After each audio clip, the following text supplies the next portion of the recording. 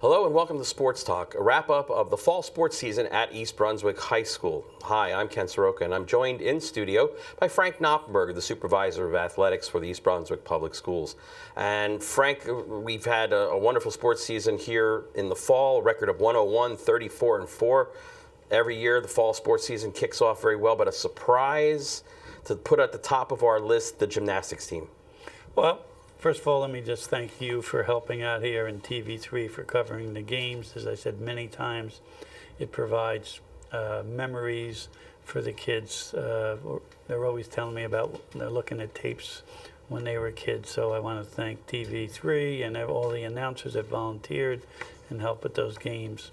It not only helps the kids with memories, but some of them use it for college, showing the college coach, and also it's good to show Grandma and Grandpa. But you're right. Gymnastics had a great season, championship season, Ken, but it wasn't a surprise. We knew we'd be in contention. We won the conference championship. We lost the division by a small amount, fraction of a point to Bishop R. And then we won the sectional championships. So the girls had a great year. They were 5-1. And no surprises. I think we met our expectations, and that's real important. Real important as a team when you meet your expectations and your goals. And when you get to the state championship, it's just sometimes just a minor little slip, I should say, not a flip. And we didn't do as well as we would expect it, but we were in contention. We'll end up like 4, maybe 3-4 in the entire state. But let me just mention a couple girls. Natalie Kowalik, she was all division and all conference. Dia Utapia, all division, all conference. Nicole Rosano, one of our senior leaders, co-captain, all division, all conference. And Caitlin Selva, same thing, all division, all conference. And that's just by the coaches and the conference, and not even the newspapers yet, but I'm anticipating them getting a lot of awards too, as well as our coach, possibly Coach of the Year awards. One of the things when you look at the coaching staff that we put together at East Brunswick High School, the number of years that each particular coach has been with that program, and now even with Kara Sepsic now being with the gymnastics teams for a few years, yeah, 5 you get that years, you get that consistency, right. You get the training, and you're not changing coaches every year, changing styles, changing practice sessions. That's a very good point. That the style, the kids understand the coach, and the coach understands the kids, and you got that consistency. And Coach McAvoy, who we know is retired, he and I used to talk about that all the time, how the consistency of the coaches. But I'm not sure if there's going to be many Bo Hennings around anymore, or Kevin McAvoy's, Brian Merrigan's. Guys have been at it for 25, 30 years. It's changed a little bit, but you're right. I think part of the success of East Brunswick is the consistency of our coaches. And now we look for the outdoor running in the fall with the cross country team. Both boys and girls had an okay season. I guess maybe a younger squad, that inexperienced perhaps. Yeah, not good coaches really know what they're doing, setting up the training for the kids. It's just maybe we didn't have the runners we needed this year. Plus the conference is pretty good again, back up and top in cross country. But Coach Sundberg does a great job with the boys, setting up individual workouts, setting individual goals. He knew we weren't going to be contenders. So each game, or each meet, I should say, he gave them a goal. Ken Saroka, I want you to improve by 20 seconds today. And for the team, our top 5 runners, because that's what you score, we want to improve by 35 seconds or 50 seconds, whatever. And he said that we achieved almost every meet or invitational, we achieved those goals. So, and I asked him about the season. He said there was a lot of improvement from last year, and he feels that we're motivated to be contenders in 13. So when the kids are talking about it already next year, that's exciting. And let me just mention Brian Tacalero and Brandon Young, 2 outstanding runners for it. They've got a future for us, especially Brandon. And we need leaders, and hopefully Brandon's going to step it up. For the cross country team, now you said for next year, where do they go? Where do these runners go? Because you have winter track, you have spring track. not necessarily, Well, not necessarily easily compatible with cross-country running. No, it's a little different, but you could build a nice base by running a deuce or the 1600, and you build up that stamina and speed. So they all complement one another, and most of those kids, if they're not, they should be running, and it kind of helps it, and they go right into the spring. But the coaches are smart enough to give them some days off in the summer to let the body rest, and then they go real hot at it in like the beginning of August. The girls cross country, Coach Mike Talbot had a positive season, 4-3 on the year. Right, Mike, they did a good job. I believe they were fourth in the GMC, which Coach was very proud of, and he felt that was a result of the intense training. He felt that they really worked and got together in the summer, and they do a lot of team building, camaraderie type things in the summer too, where they'll run, go out to get ice cream, and hang out together, and that's what you need for the cross country, because the loneliness of that long distance. Or tell them that the ice cream place, you're here at the library and you got to run to Magnifico's, go run, and there's the ice cream there. Oh, that's not a bad idea, but you develop, when you're running with someone, a partner, it makes it a lot easier. So they develop that rapport. But a couple girls who had good years for us, Sarah Frost, Nicole Mazzara, and Avatal Breverman were three outstanding kids. Sarah got hurt near the end of the year. But I think we're going to improve that fourth place finish for next year. I'm confident in Mike and the work ethic and the kids. But speaking, of cross country, we don't really talk much about the 8th grade, but we had Keith Lane took over the 8th grade program for us. And the boys had 1 loss. The girls had 2 losses. The boys had a young man who finished in the top 5 in the whole county as 8th grader, and our girl won everything. So the future is really bright with those 8th grade kids, Coach Lane, getting them ready, and hopefully, maybe next year, you never know, a couple of those freshmen could step in. I'm just curious, how long is the average distance here in one of these cross-country races? Ours are 3:1. That's the standard throughout the state. 3.1 miles? Right. However, at 8th grade level, they vary depending on your home course, how you can develop it from like 1.3 to maybe 1.6 or 7. But it's usually about 1.5. And the purpose of the 8th grade is we want them to get over that fear, lose that inhibition of running a whole mile. So they lose that fear and they say, it's not that bad. And we train them to appreciate. See, you've got to learn to run when you're uncomfortable. And they got to get rid of that fear of running in pain, because it's not that bad. That's the purpose of the 8th grade, to promote, develop, and to cultivate that interest. We move now our attention to the field hockey team, who had a dominant season and a heartbreaking way to end the season, but a dominant season for Coach Cindy Todorov, 17-2. A great season for our girls. We lost to South Plainfield, unfortunately, 3 times. We lost to 100 Central in the States, and we had another pickup game with Freehold Township, who's one of the best in the state. So we had a great schedule, tough schedule, and the teams we lost to were even with. It could have gone either way, but we made it for 4 consecutive years. Coach Todorov and girls field hockey have been in the GMC finals. That's not bad, Ken, when you think about it. 4 years in a row, it's you and another team in the finals. So congratulations to Coach on that and developing a program. Lauren Cram, a senior, who was one of our outstanding players for the last 4 years. We're going to miss Lauren. Sarah Acevedo provided a lot of intangibles as a member of the team. But Rachel Wang is probably could be one of our best ever to graduate from here. So with that and a good nucleus of JVs and freshmen coming back, I think we're going to be in contention again. As we turn our attention to football, personally, this is just my view, because I was up in the booth broadcasting a couple of the games. This was probably one of the most difficult years to watch because of the fact that you would get so close to scoring a touchdown and then something would go wrong.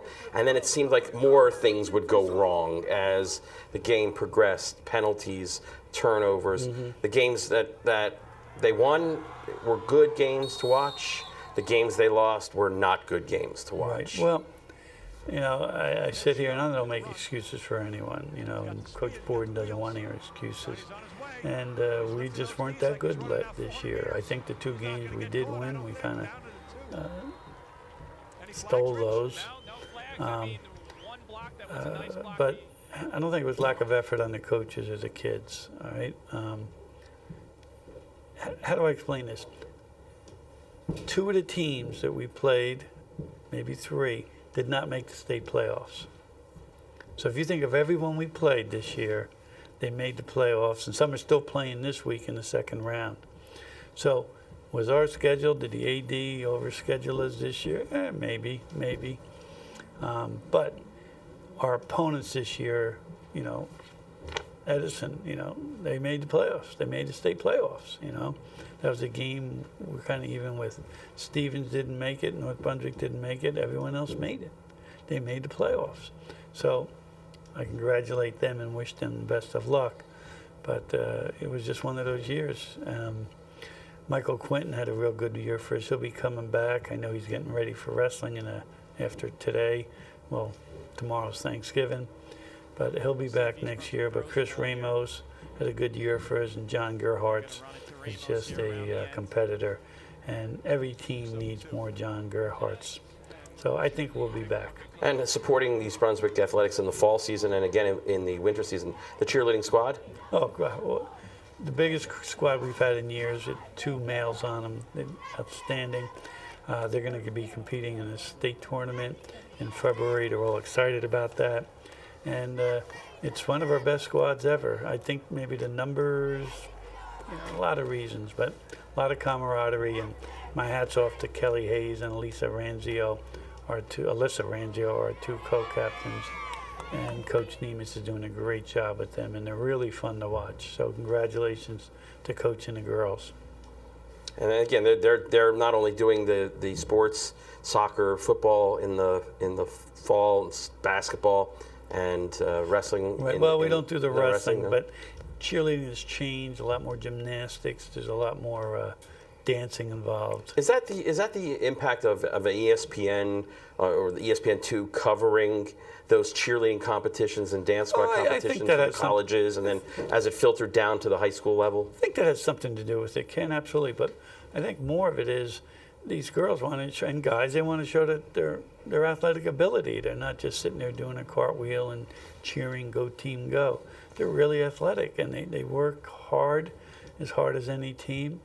And it's really fun to watch. I enjoy the competitions. I go to the competitions, and I enjoy watching our girls compete. Just like I enjoyed our band this year. They had a baseball theme to their halftime show, and congratulations to the band. I loved it. Yeah, it was a very interesting presentation. I loved the baseball part of it. But so, girls soccer. Yeah, Coach Kevin Brady's girls soccer team, record of 19-2-2. I know Coach Brady always is like, I don't know. He's always going into the season with question marks, and he doesn't want to oversell the team. But this team did perform very well. I'm never going to listen to him again. Frank, well, we're never going to win a game. Especially we lost the first game and the last game of the year. Yeah. That was it. First game, last game of the year. Now, most teams lose the last game of the year, but and then in between there we had some ties. But I believe there were 7 games in overtime, and we won 6 of them. I believe 9 of our games were decided by 1 goal. So the kids were used to playing under pressure. And I just think these girls are very resilient. I think they were mentally tough, and they were young. So I think we're going to be just as good next year. They set their goals, win the division, the conference, and the sectional. The sectional game, Hunter Central scored 2 quick goals on us, and we bounced back with a quick one and banged away, and just couldn't tie the game up. But that's soccer, and it was a fun team to watch. No, it wasn't fun. It drove me nuts. The overtime games, you're this way. Oh.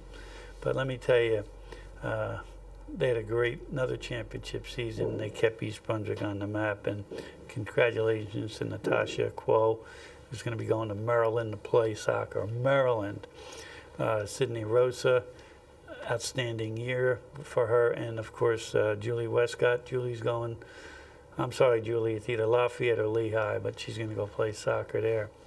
3 of the kids I thought that had exceptional years.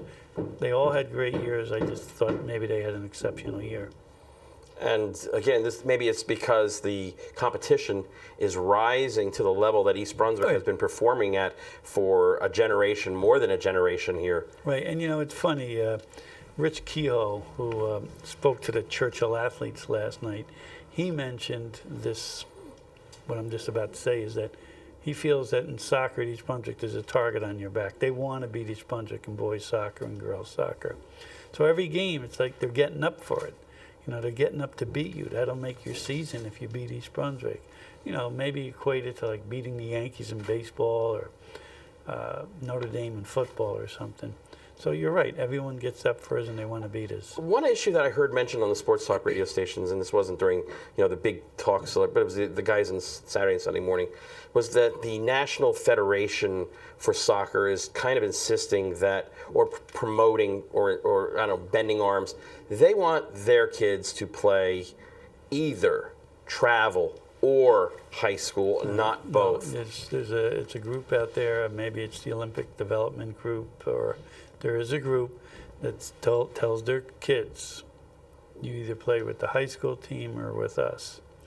And they feel that because they're not paying these kids to play for them, but they're going there for free, that they don't want the kid to be tired playing high school ball.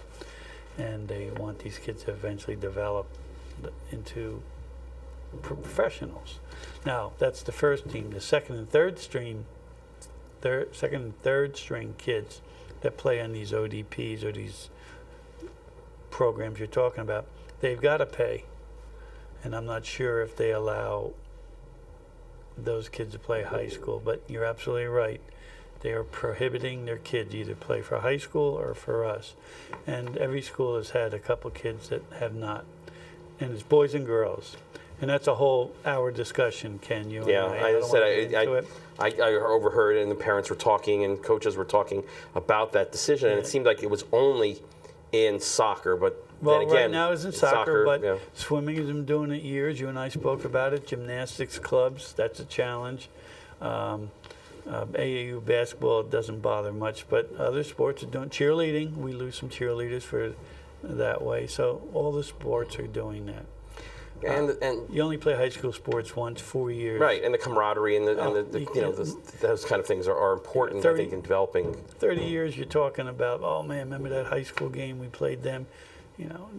I don't want the kids to miss on that. On the boys' side, Coach Terry McKibben had a decent year, 10-7-2. Yeah, no, we're very good. We beat a team that's playing for the state championship tomorrow. Amazing, or tonight. And soccer is very equal in Middlesex County, very good. And we could be playing. We lost to a team, Jackson. And, we missed some goals, we missed some shots. But when you get to that level, everyone's good. And we were as good as anyone. Maybe we picked the wrong time to not score some goals. But Rich Kehoe is that young man I talked about who spoke at Churchill the other night. He's one of the best leaders we've ever had, one of the best role models we've ever had. And he's a 4-year varsity letter winner, all division, all conference. And then Joey Goodzak is the other co-captain. He's only a junior. He'll be back next year for us. And Joey he's a throwback. He's a worker. He's up there every day working out, all the time. Even in bad weather, you'll see him up there running on the track, doing pull-ups. He's a worker. It's a pleasure watching both of them play. Another model of consistency at East Brunswick is the tennis team. In this case, in the fall, it's the girls' tennis team. Coach Brian McInerney, a 7th straight GMC title? Absolutely. And he never takes anything for granted. He forgets about last year, and he focuses on this year. And he said we're going to be good this year. And then when we brought a singles player in, she was a freshman, started at first singles. It just dropped everyone. But let me just read some of the accomplishments of the team. Besides winning the division and the conference champion, as did girls soccer, girls tennis. Jennifer Chen was the first singles champion. Hannah Molk was the second singles. She made all division, all conference. Anastasia, she was the first division, all conference. Adelina Bagu, same thing, first doubles, all division, all conference. They were champs. Antoinette Gao and Ashway Shridhar, they were second doubles team. They were both all division, all conference. And Mac was coach of the year. And it was just an exceptional year for these young ladies. And I wouldn't say we had a superstar yet, but we're very consistent. And we had a real good year, and I'm just so proud and happy for Coach Mack because he puts 100% into it, as all our coaches. So he deserves that Coach of the Year, and the girls deserve all their accolades too. And our last sport that we're going to cover here is girls volleyball, and Coach Melissa Strauss. And congratulations to Melissa and Greg on their newborn. Little baby girl, little sweetie. I'll tell you what, you know, a few years ago the yearbook did a top 10, NOPS top 10 sporting events. Well, I just added this girls volleyball game, championship game. We were down like 8 points, 9 points in the final game. There's no way we're coming back, but we came back, had game point 3 times, and it took us the 3rd time to win the match point.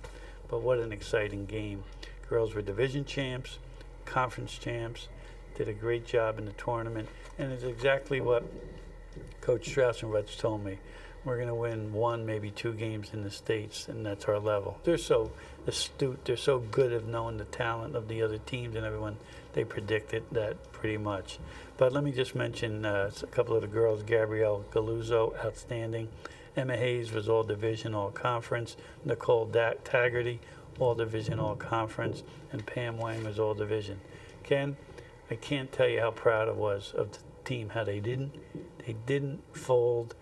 They didn't panic, and they just hung in there for that last game and win the championship. And when they won with class. They didn't go overboard, but it was very exciting. As we wrap up the fall season, we cannot get away from the fact that the superstorm Sandy has done a lot of damage to our community, a lot of houses, a lot of trees. Certainly not as bad as down the seashore areas, but from the point of view of as the athletic director here.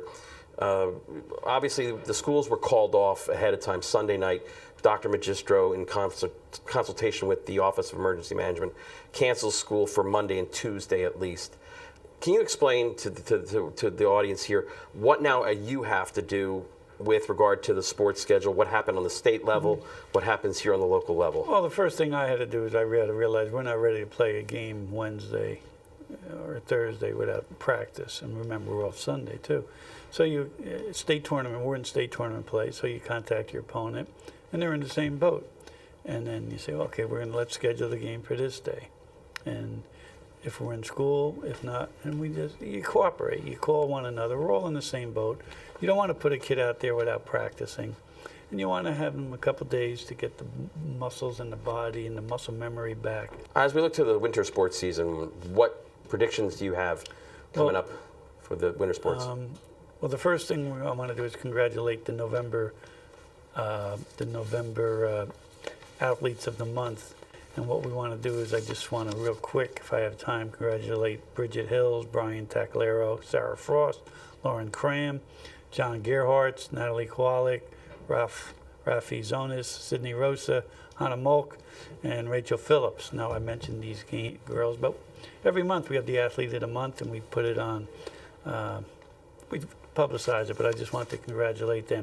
Prediction in the fall, in the winter, we will be there. We will have a team, and if I'm a fan and I like basketball, our boys basketball team. Matter of fact, we had a kid just signed with Princeton, committed to Princeton.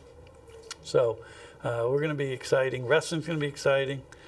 Girls basketball is rebuilding, but if you need any help, give us a call. We'll let you know where the what the schedules are. All right, and then we'd like to thank the EBTV technical crew for coming out and supporting East Brunswick Athletics. There'll be many broadcasts during the winter sports season, and also a reminder that this program, as well as other EBTV content, both sports and civic programs, are available on the web. They're available through the EBTV website or the library website. You can go through and you can click the video on demand and see any of these great programs here. And if you have the opportunity, please come out and visit East Brunswick High School during the winter sports season and support East Brunswick High School athletics. For Frank Noppenberger, I'm Ken Saroka. Again, thanking you for watching Sports Talk. Have a good day. Have a good holiday.